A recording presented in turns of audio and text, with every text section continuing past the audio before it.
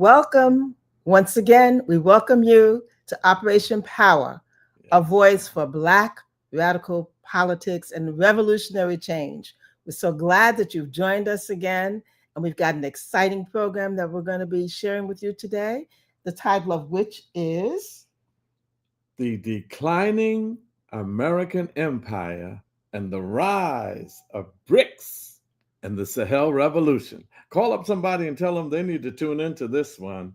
We're going to share a lot of good stuff.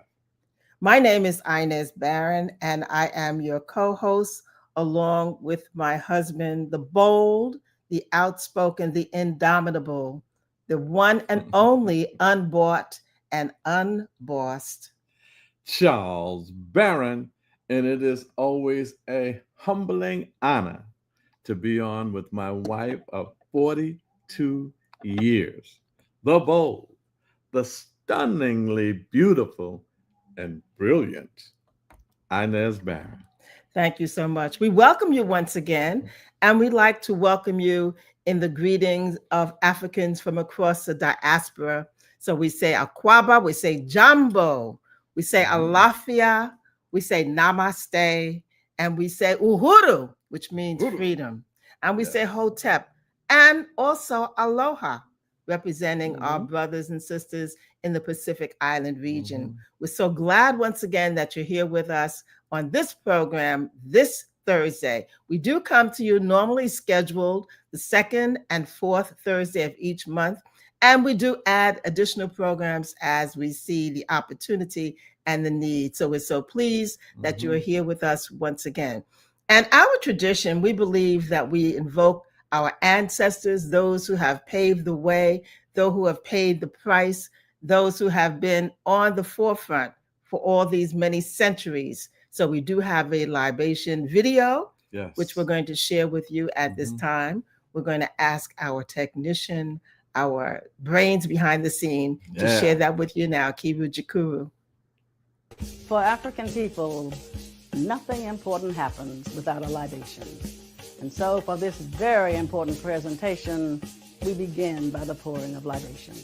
We pour libation first to our first ancestor, to that hidden one who, though hidden, manifests in all things as all things, that God-goddess idea in the universe by any and all names. To our first ancestor, we pour libation. Ashe. We pour libation. You don't see the video. Nothing important happens without a libation. And so for this very important presentation, we begin by the pouring of libation. We pour libation first to our first ancestor, to that hidden one who, though hidden, manifests in all things as all things, that God-goddess idea in the universe by any and all names. To our first ancestor, we pour libation. Ashe. Ashe. We pour libation too to our ancestors because they were the first people on this planet, mothers and fathers of all mankind, flashpoint of the human family. To those ancestors we pour libation. Ashe. Pour libation too to our ancestors because they were the ones who first gave birth to the idea of civilization, knew we would need a form of governance, and they nurtured that idea along the Nile until it reached its zenith in Kemet. There they built these gigantic monuments as evidence of that great civilization, and they carved instructions on the walls of temples and tombs for us, so we would never forget.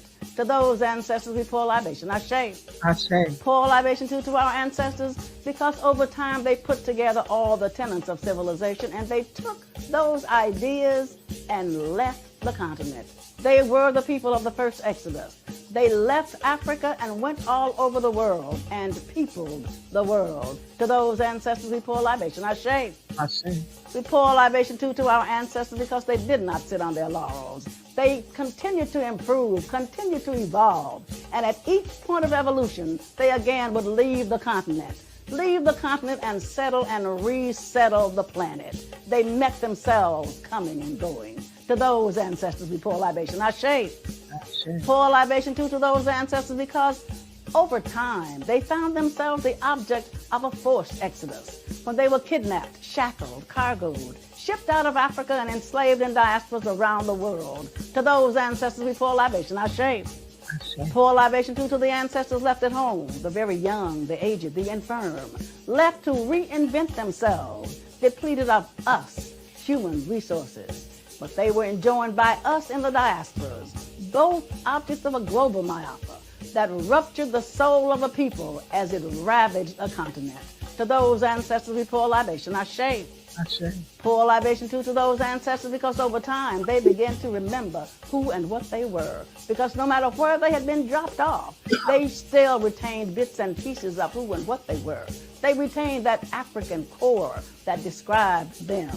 They began to remember bits and pieces of a song. They began to remember lines from a rhythm. They began to remember dances that they did in ancient times. They began to remember those ancient drum beats that they now beat out on bare skin.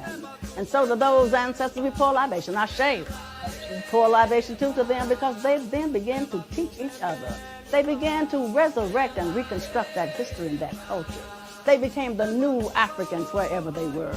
They became the new teachers, preachers, archaeologists, the new singers, dancers, the new drummers, the new Jaliyah. They reconstructed that history and our culture and became new Africans everywhere. So to those ancestors we pour libation. Ashe. Pour libation to those ancestors, because they are the ones who pass that information on to us. And so we pour libation to those of you who will watch this presentation, those of you who are the recipients of that pieced together history, of that reconstructed culture. To you, we pour libation. Ashe. Pour libation to our children and those yet to be born. For they are the ones that you must teach. And you can only teach if you know the history. So to you who are learning the history and are passing on that history, and to our children who are learning that history and will pass that history on to all eternity, but they will call your name in all eternity. To our children we pour libation. Ashe. Ashe. Ashe. Ashe. Asheo. Asheo. Thank you so much. We believe that's so important. That's right. It's part of our tradition that we want to maintain and to share with you, and encourage you to do your own cultural explorations back into your history as well. Once again, this is Operation Power, a voice for Black radical politics and revolutionary change. And we're pleased to be with you and to bring you a little bit of who we are, Operation Power. We understood that we believe all politics is local. So we are based in the East New York section of Brooklyn, New York. And that's been the foundation of the work that we have done. And we understand that in this new age, we've got to make sure that we use all the tools available. Right. So we're in this internet, social media, and we have a presentation that we have prepared that talks a little bit more in depth about what Operation Power is and its history.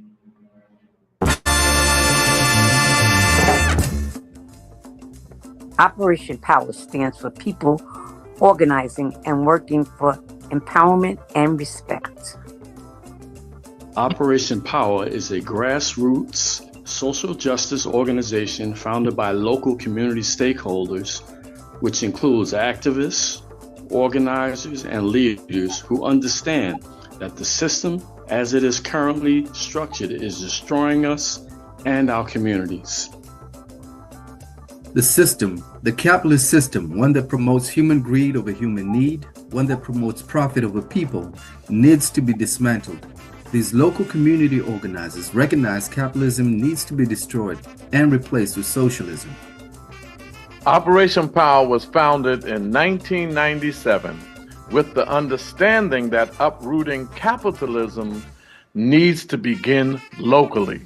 Operation Power understood that our communities are the perfect vehicle to dismantle this parasitic capitalist system brick by brick, and the economic, political, and cultural institutions and other systems in place in our local community infrastructure. Whether it's the local school board, community board, city council, state assembly, all represents mechanisms to control the destiny of our people. In 1997, Operation Power launched the campaign Charles Barron for City Council that would lead to over 20 years of radical changes in the East New York community. These changes included over 20,000 units of housing affordable to our community, three $88 million schools, over $110 million secured and allocated for community parks, millions secured for library upgrades, and another $42 million for the construction of a new library. Cultural programs such as the Juneteenth celebration, Kwanzaa programs, and reinterment of Sankofa Park, securing thousands of jobs for local residents. We've secured political seats that include city council seat, state assembly seat, state committee person, male and female district leader, chair of the local community board members, campaigning and getting a judge from the community elected, county committee seats, block association presidents, tenant presidents, and much more. And all this was done while being Black radicals. We are Black radicals, which means getting to the root causes of the problems challenging our community. We need to get to the root and not lose ourselves battling the symptoms of this vicious capitalist system, because we know revolution is the solution. Operation Power believes in Black power for Black people. Black power is still needed and still relevant. Operation Power believes that Black radicalism is the only position we can afford to take, getting to the root of our problem for revolutionary change. Operation Power believes in community control for Black people as the only way to get to self-determination and liberation. Operation Power believes that we need to move to a more socialist system, a communal system that doesn't suffocate but liberates. With these beliefs, we take collective action for our self-determination and liberation by being a part of Operation Power. Thank you so much. And we do want to highlight some of the books that you saw that were in that video. And these are books that we feel would give you another broader understanding of what we are about and what we've done. The first one is called Speaking Truth to Power, and it is a collection of articles and essays written by none other than Charles Barron. The second is It's Not You, It's Capitalism, Why It's Time to Break Up and How to Move On. And that was written by Malika Jabali, and it has a great analysis of capitalism, gives you a real background of what it is and how it's operated. And the next one is a novel called Black Rising, written by Kevin Barron, and all of these can be ordered online at Barnes & Noble. We do encourage you to do that. Black Rising, Homeland Abroad is a sequel to the first novel, Black Rising, also written by Kevin Barron, and all of these are again available at Barnes & Noble. And the third in that trilogy by Kevin Barron is called The Threat. Once again, we encourage you to get all of these books. If you get Kevin Barron's book, it's a page turner, it's a novel, and you won't put it down until you finish it. Right. So we're so pleased with that and encourage you to do that. You can get them once again online. Well, we're here now at our topic for the day, and it is one that we are excited about. It's one that's current, and we are inviting you to stay tuned. If you haven't already, call someone, call them and tell them to tune into Operation Power on Black Power Media Reloaded. Charles? I'm so excited. You know, we worked hard on this, Inez and I, doing the research, and we don't want you to be so traumatized that you don't realize that Africa is on the rise and revolution is in the air. So call up somebody and say, tune in, because it's going to be awesome. Now, empires rise and fall. Years ago, there were many, many empires. All powerful empires rise and fall. The Roman Empire, the Ottoman Empire, the British Empire, it rose and they fell. The French Empire, the Spanish Empire, the Russian Empire, and the German Empire. It rose and it fell. Empires extend their power and control over a large amount of territories by way of economic power, quote, dollar diplomacy, reward and punishment, and military might, quote, gunboat diplomacy, coercion and force. Empires rise and fall to two major factors that cause their demise. One is greed that leads to them expanding to unsustainable growth and expansion. And two is when the masses of oppressed people rise up and say they had enough and engage in revolutionary resistance that leads to the dismantling and radical transformation of the oppressive empire-controlled governments and their neo-colonial puppets by any means necessary. This presentation is going to focus on the rise and the decline. Matter of fact, the incline first and the decline of the American empire in the 21st century. So we're going to start off our journey at the Berlin Conference in 1884. You know, Europe was in Africa from 1400 to the 1800s. They were fighting each other over our resources and over our enslavement. Some say there would be no Europe without the pillage, the rape of Africa, and the exploitation of its labor, slavery. Europe wasn't growing anything. So at the Berlin Conference, that's where they carved up Africa, and they took different pieces of Africa and began colonialism and neo-colonialism, which is more sinister, because when we rose up and fought back, they put black puppets in government to maintain European exploitation. We do want to single out the Battle of Adwa in Ethiopia in 1898. They were not colonized. They beat back the Italians, whipped them badly. And by the way, some African people from America went to Ethiopia to fight with their brothers and sisters. A lot of people don't know that. So Europe now was superpowers, particularly France and England. Then came World War I and World War II.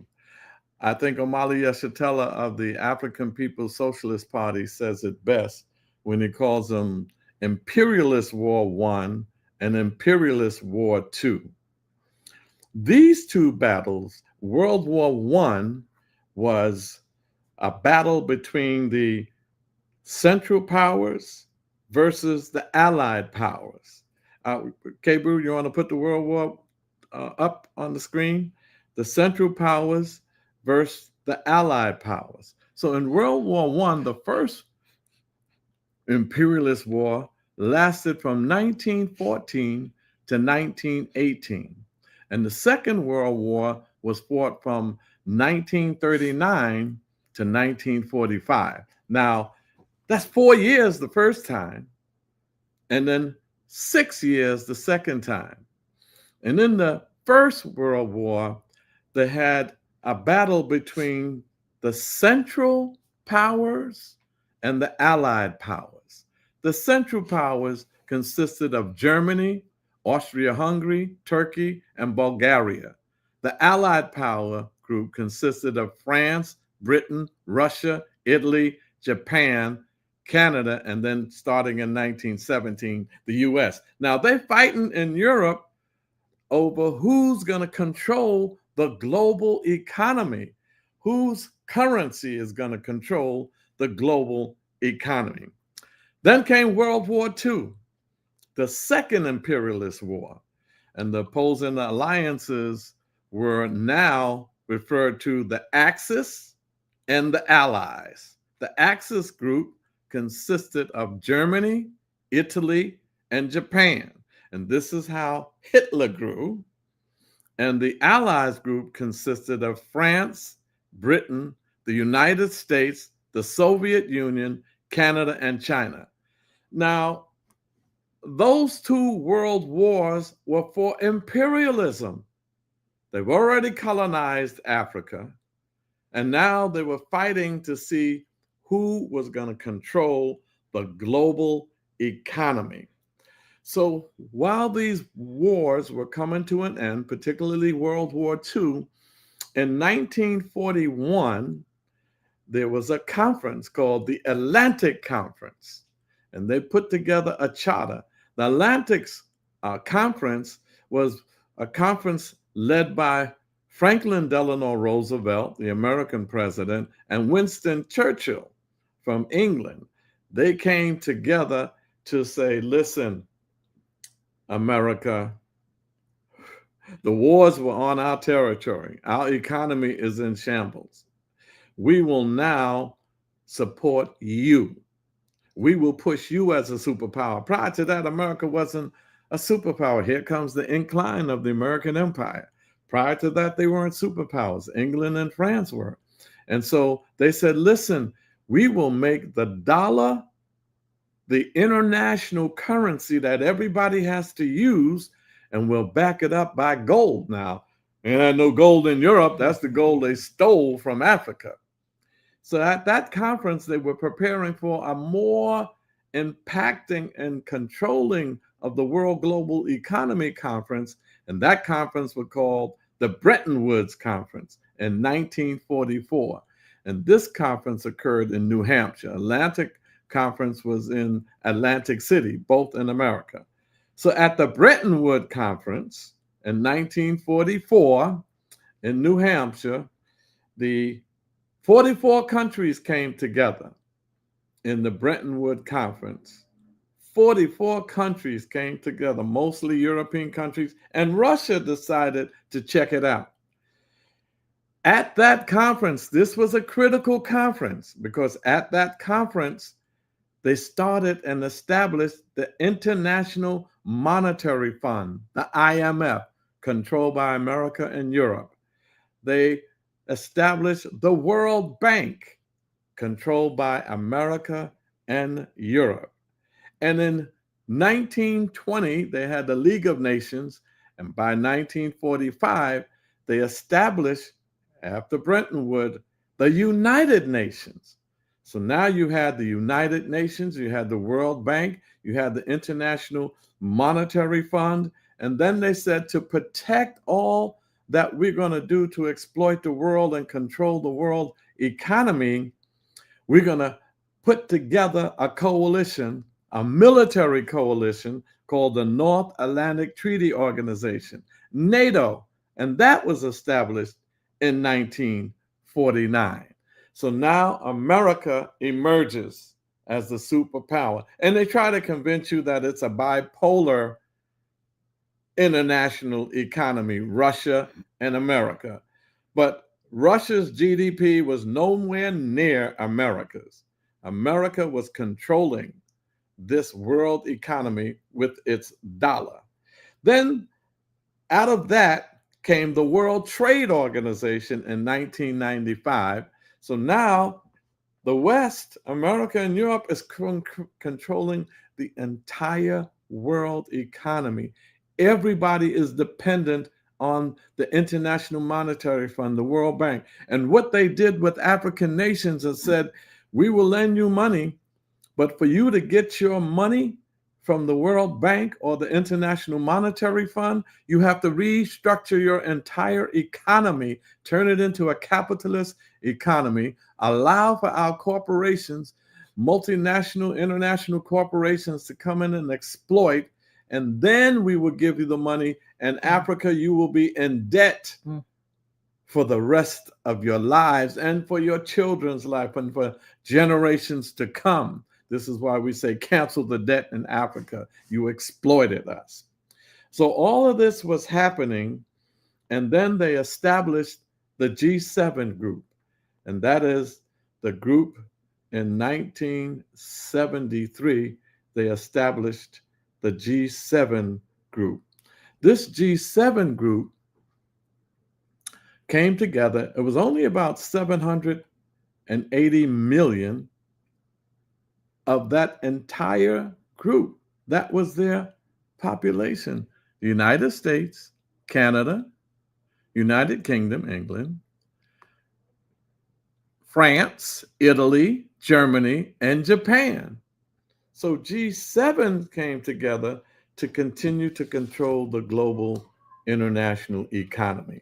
And they represented less than 10% of the world's population, and they controlled 30% of the world's gross domestic product. And that's your purchasing power as a nation. That was G7. So after the Bretton Woods Conference, and they established all of the control, then there came the Bandung Conference.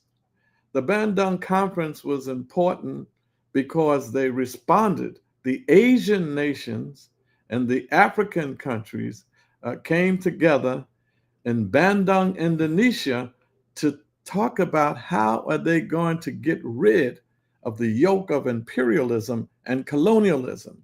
So there you had Kwame Nkrumah. They called it the Gold Coast at that time, but in fact, 2 years later, it became Ghana, independent, and Gabriel Nasser from Egypt, revolutionary, and Nehru from India, revolutionary. So they all came together. But Malcolm said it best, the white man couldn't come. So I want you all to hear a little bit about Malcolm's take on the Bandung Conference.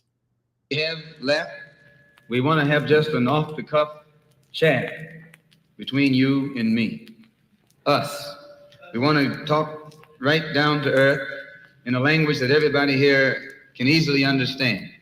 We all agreed tonight, all of the speakers have agreed that America has a very serious problem.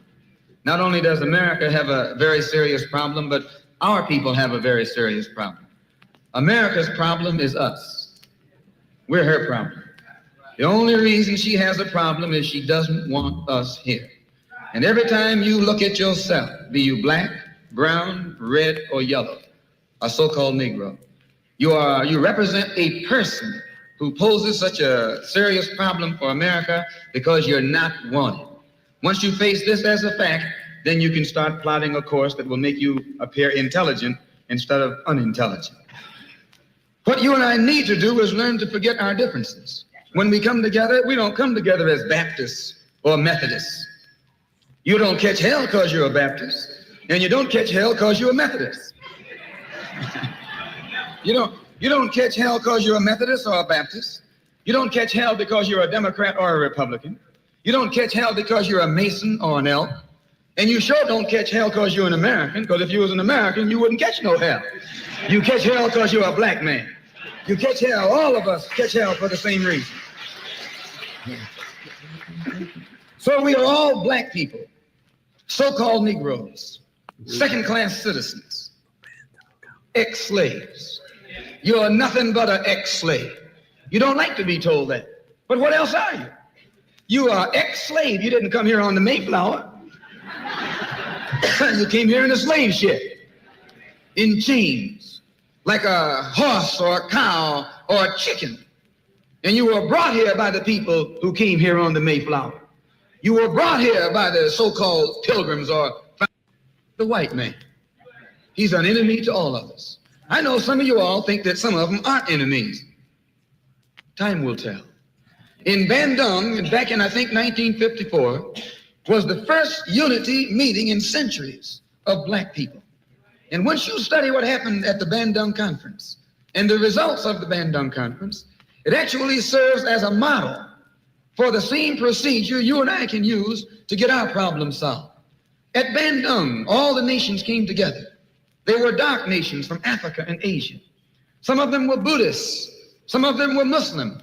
Some of them were Christian. Some of them were Confucianists. Some were atheists. Despite their religious differences, they came together. Some were communists. Some were socialists. Some were capitalists. Despite their economic and political differences, they came together. All of them were black, brown, red, or yellow. The number one thing that was not allowed to attend the Bandung Conference was the white man. He couldn't come. That's right. He couldn't come. Once they excluded the white man, You can end it there. they found that they could get together. See, Malcolm said he couldn't come. So no nation, no white nation was invited. This was the beginning of the decline of the American empire, because these were the non-aligned nations that came together, and they were winning their liberation. Like after the Bandung Conference in 1957, 2 years later, Kwame Nkrumah liberated Ghana. And then in the 1960s, Patrice Lumumba liberated the Congo. And then Julius Nyerere and Tanzania liberated Tanzania. Bambela in the powerful revolution in Algeria liberated Algeria. Sekou Touré liberated Guinea. And you know, about 60-70% of the countries in Africa were going socialism. They were liberated, and then after a while, they came with neo-colonialism, and the counterinsurgency of counter-revolutionary came, and a lot of these leaders were assassinated. Lumumba didn't last but some months, and he was assassinated by the CIA and Western influence. And then Kwame Nkrumah, there was a coup d'etat, he was taken out. Algeria, Bamba, he was taken out. And so all of these countries now were suffering from the counter-revolutionary forces of imperialism. However, it put a dent, it put a real hurt in the American empire. So now as we move here in the 21st century and we see the decline of the empire, they no longer have that power. So here comes countries coming together. You know, they call it the polar north and the polar south. The polar north countries are those imperialist countries, the G7, those countries that colonized countries in the polar south, like countries in Africa and Asia and Caribbean, Latin America. All of those countries are part of the polar south. So now comes BRICS. BRICS is on the rise. And in 2009, 5 countries come together: Brazil, Russia, India, China, and South Africa. Those were the founding members of BRICS. They came together and said, you know what? Let's get into de-dollarization. Let's use our own currency to trade. And let's not deal with the IMF and the World Bank and the International Monetary Fund of the world. Let's not deal with them. Let's set our own banking system up. And they called it the New Development Bank. Now you see the decline. America is on the decline because BRICS, they recruited and they expanded to more members to the point where BRICS now was competing with the G7. The G7, they had 780 million people with their 7 countries. And that was less than 10% of the population of the world, 8 billion people in the world.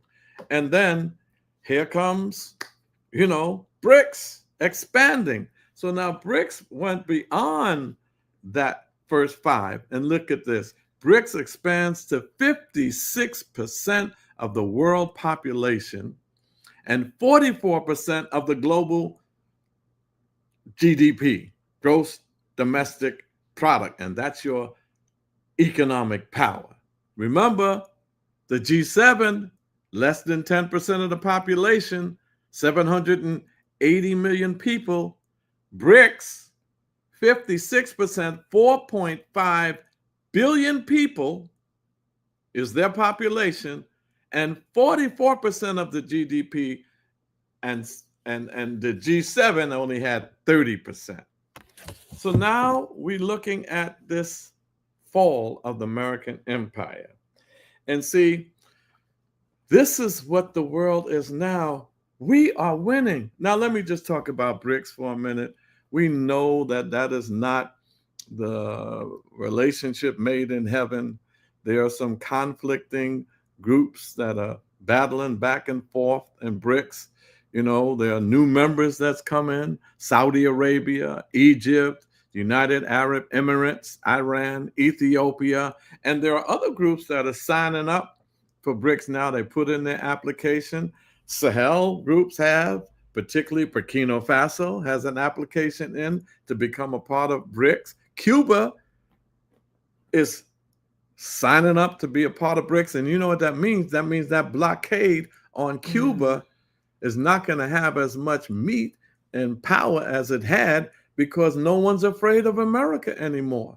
So they'll be able to trade with Cuba, with the BRICS nation, you know. And then Trump says he's threatening BRICS. Any BRICS country, anybody that joins BRICS, Trump said, I'm going to hit you with tariffs. You notice he's in this tariffs war. But listen to this, y'all. If he puts tariffs on products that are coming from China, that are coming from Russia, that are coming from the BRICS countries, on products that come into America, the 330 million people in America, well, you got 4.5 billion that American products want to have some kind of relationship with the BRICS countries.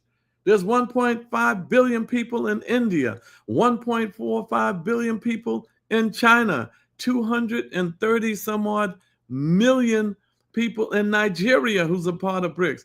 There's 147 million people in Russia. There's 210 million people in Egypt. You know, there's 100 million people in Vietnam. And you're talking about putting a tariff because you want to punish them trying to sell their products to 330 million. And by the way, when those cars come from China and you put a tariff on them, the vendors in America, you have to pay. The vendors have to pay that tariff, that higher tax, and then they're going to break it down to the consumer. You'll be paying more for cars. So when Trump says that he wants to make America great again, he's not just talking about domestically, he's talking about internationally, because they are losing. So his idiotic, imbecilic rhetoric, we're going to annex Canada, we're going to take over Greenland, we're going to take over the Panama Canal, we're going to make the Gulf of Mexico will be the Gulf of America.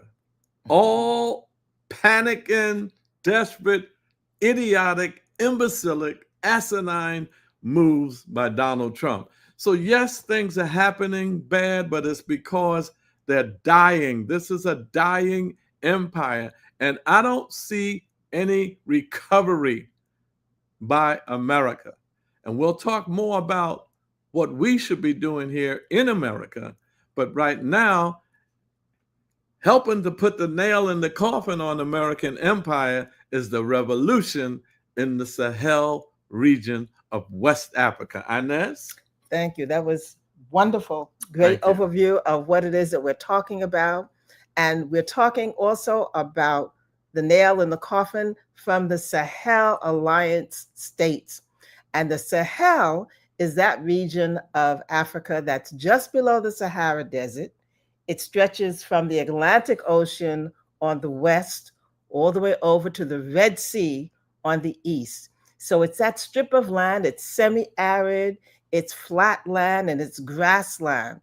And it's an area that is now hot with revolution and independence and assertion of sovereignty. It's also an area, for those of you who may remember Mansa Musa, that he traveled. So if you're trying to wonder where the Sahel is, it's area that Mansa Musa traveled in his great pilgrimage that he made. And we're talking also about the area that was home to many empires of great African history. We're talking about the Empire of Ghana from the 300 AD onwards, replaced by the Empire of the Soso or the Susu people, then replaced by Mali, the great empires of the 11th century, moving on to Sangay, that great empire that we talked about, that people refer to with Timbuktu and the great Mosque of Djenné, So that's the area of the Sahel for those of us who want to get a picture of where geographically it is located. And understanding, as Charles has said, that the boundaries have changed, it is also a part of Eritrea, Senegal, Mauritania, Nigeria, Chad, the Sudan, and of course, Mali, Burkina Faso, and Niger. So these are the three major countries that we're talking about when we say the Alliance of Sahel Nations. In 2020 and in 2021, after years of corruption, there was a great uprising in Mali. It was a coup that was widely supported by the publicists and continues to be widely supported by them because they were fighting against those manipulated by the colonial powers that were in power, and they had the uprising, and that was in 20 and 21. And then Burkina Faso in January and in September of the first uprising in Mali was by Assimi Goïta. So he's the president there. In Burkina Faso, we're looking at the nation that is now being led by Ibrahim Traoré. When you look at Charles's shirt, very, very popular person. And people say he's the second coming of Sankara, Thomas Sankara. And so they're excited about him. He's young. He's a young man, and the youth of Africa are rising up and supporting him. People are camping outside of the headquarters to make sure that those elements that are trying to assassinate him, and there have been several planned attempts, but they've all been thwarted because the people love him and are supporting him. And then in September of 2023, Niger, with Abdurrahim Tichiani as the president, has also now come together with the other two nations. They form the Alliance of Sahel States, and they have a mutual defense pact. They have political, economic break from France, that great oppressor of that nation, of those nations, and they are consolidating their sovereignty and political resistance to the colonial powers of capitalism that have exploited what it was that their country's resources were. So the AES, as it's called, has lots of goals, and they are coming together to pool their resources to build energy and communication infrastructure, to establish a common economic market, to implement a monetary union, to allow for free movement of the persons of those countries without having to have passports, to enable industrialization, because we know that much of the resources of that area were taken out once they were mined. They were taken out and controlled by the France and other empires of Canada as well. And they are going to invest in agriculture and mining. And the agricultural investment is really one of great importance because, as I said at the beginning, that Sahel region is just below the Sahara Desert. Right. And with the climate change that we are experiencing, there is a great need to be able to stop the desert from encroaching further and further south. So we know that those are important means of keeping the country intact. And some of the achievements that the Sahel nations have achieved are that they have kicked out AFRICOM, which was Yes. a tool of the United States. They have launched the Confederate Bank. They have a railway system that will connect them with Ghana and with Benin. And also they have joint military force. They're going to put, when you say you're a nation, you've got to have a defense system. That's right. You've got to be able That's to right. protect your land. And as we know, France is not easily going to give up and concede what they have had for their benefit. That has been, in fact, the source of lighting up the Eiffel Tower for all these many years. Wow. So there are, in fact, those elements that the French government and others are supporting to try to destabilize the Mhm. union that has been formed. They have withdrawn from the Francophone identity of being French speaking, and they're reverting to their own national languages. right. They're nationalizing the gold mining industry, nationalizing, they're taking it over. It's going to be for the benefit of their people. Niger has nationalized the uranium sector, and uranium is what we need Right. in this age of social media and all the little gadgets and digital things that we have grown accustomed to. Also advancing food sovereignty. Again, if you're controlling your land, That's you've right. got to be able to grow your food. That's right. There's a product now that the industry of food industry doesn't want you to be able to access seeds. They're controlling the seed population, and not, you notice you have seedless watermelons. They don't want you to be able to access those seeds and to be able to gather them for your own planting. Also, Mali is building the largest solar panel plant. Wow. The largest that will be functioning. Burkina Faso is increasing its GDP, and the African Development Bank projects that there will be a 7% rise in Niger's economy. So these are just some of the accomplishments of the Sahel nations. And we know that there's a great element, but we also know that there are people in the diaspora who are supporting them. And as you can see here, there's a diaspora declaration, and there are 53 organizations outside of Africa who have major developments and organizations who have signed on to this letter saying that we are defending, supporting, and embracing the Sahel nations, and we are going to make sure that we speak up on their behalf and advance the issues that they are fighting for. So that's it for the Sahel nations. More to come. And we know that there's no perfect union. We know that there are lots of things that we've got to be mindful of, and we're going to be mindful. We're not going to expect that this is going to be a smooth ride, and there will be back and forth, but we believe that there will be victory. And that this is going to be a great model for other countries as well.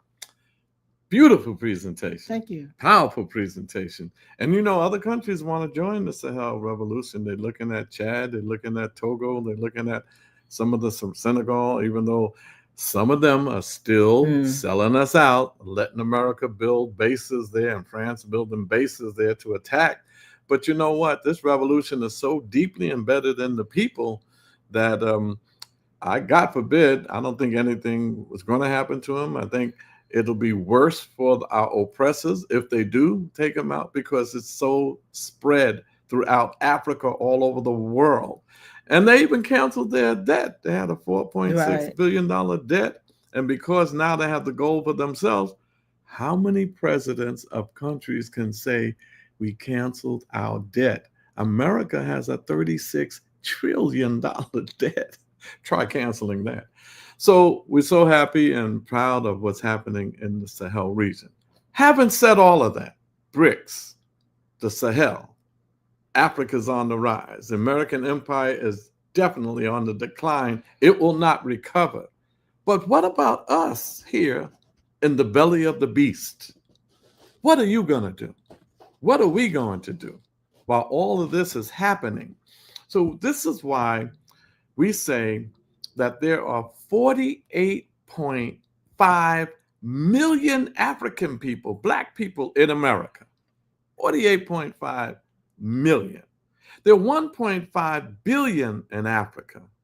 And when you combine the Caribbean and the Central America and South America, Brazil in particular, there's another 200-300 million of us, Black people, African people. And we have wealth. We have everything we need to be a free people. So there are different things we have to do in the belly of the beast. The whole world is watching African people in America, because what is happening in the Sahel region and what is happening with BRICS, They're fighting the very same enemy that's colonizing us here in America. We live in a colonial capitalist system, and our Black communities are domestic colonies of that colonial capitalist system. Fascism and racism is the byproduct of colonialism, a colonial capitalist system. So how do we combat this in the belly of the beast? Well, first, let's stop fighting each other so much, and let's unite around what we have in common, a common enemy. And some people say, but Charles, what do I have to do with Africa? What do I have in Africa that I have to be concerned about? I don't have nothing in Africa. And Malcolm said, why, you left your mind in Africa. So we're proposing that we continue to struggle on a Black radical level. We're going to have a conference in Philadelphia. It's organized by the National Black Radical Political Congress, and we're calling it the Political Convention in Philadelphia. Tune in. We're going to have people come on, look us up on our website so that you'll see the National Black Radical Political Congress website, and come to the conference to talk about liberation. We want to run Black radicals for local offices like we did here in East New York. We beat the machine, the very machine that's plaguing us, hampering us all over the country, all over the city and state. We were able to do that. Some people are going to separate from the system and build alternative institutions so that we can have our own farms and our own schools and our own economic projects, community land trusts and worker cooperatives. This is what we have to fight for so that we strike a blow in the belly of the beast. So we've run out of time. We do want to end it with our last video. We're going to play a little bit of our Black radical politics, because on a grassroots level, with all of that happening, we have to get power. Power, as Dr. Omali Yeshitela said, power is the great equalizer. So we're going to play a little bit of our powerful Black radical political get into the electoral arena. We beat the machine for 21 years and delivered free political prisoners. We have a reparations bill. So let's see a little bit of that, and then we'll close it out.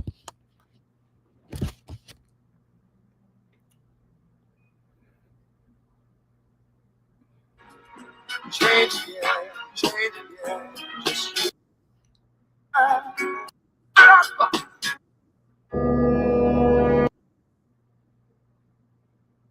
away from one another. We have to be able to still get together, still talk, and utilizing this Zoom platform to have this Operation Power meeting is unprecedented. Radical means getting to the root of the problem. And oftentimes we organize around symptomology, the symptoms of the root causes. So instead of looking at the structure of capitalism and how it brings or yields unemployment, poverty, how it yields through racist institutions, racial profiling, foreclosures, inadequate health care, miseducation, all of these issues that are vital to our communities. If you're not into radical politics, then you're looking for anti-violence programs. You're looking for workforce development programs, and we should. But if this machine over here is producing all of that, and you never look at the very fundamental structure of the system, you're going to have a problem. I'll give you another example. They said that the economic crisis was caused by deregulation, that they didn't have regulations for Wall Street. Well, that's correct to an extent. But even when Wall Street was regulated, Black people were still catching it. We still were unemployed to the tune of 40 and 50% our youth, and 10, 15, 20% in our communities. We still were on the bottom. We still had poverty. We still had far too much homelessness and unemployment, even when there's no economic crises, because it's not really deregulation, it's the very system of capitalism itself that's creating the problem.